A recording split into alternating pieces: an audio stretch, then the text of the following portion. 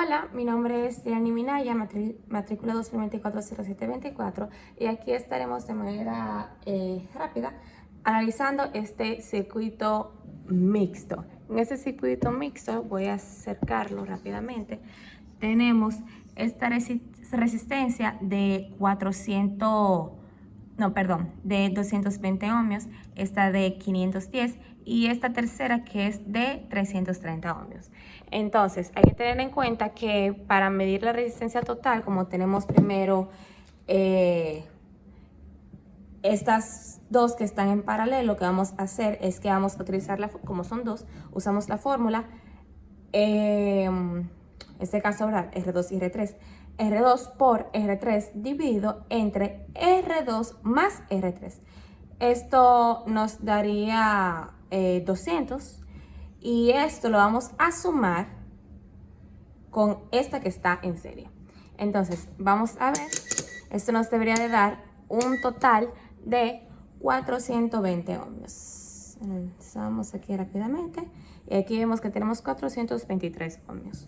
Entonces, para ver nuestro voltaje en cada una de nuestras resistencias, vamos a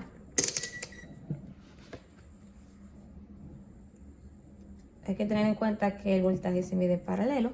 Y tenemos que nuestro voltaje es de 4.43 en la resistencia R1 y en R2 es de 3.97. Teniendo en cuenta que este voltaje es el mismo en la resistencia R3. Entonces vamos a medir lo que es la corriente en cada una de ellas.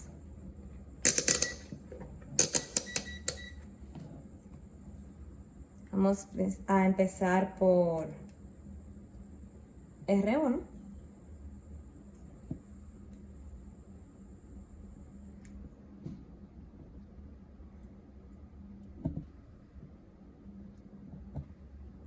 Tenemos ahí 19.42. Vamos a colocarla otra vez como va. Y avanzamos a la siguiente resistencia. Ten en cuenta que esto lo medimos en serie. Okay, podemos ver 7.58 miliamperes.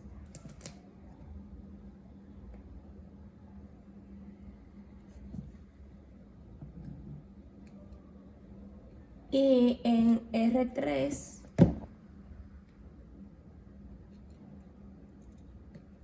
vamos a levantar una de estas patitas o pines. Y en R3 es esto. 11, bueno, ahora 10, ok, 11.04. Entonces, para medir la corriente total en este circuito, vamos a tomar este de acá.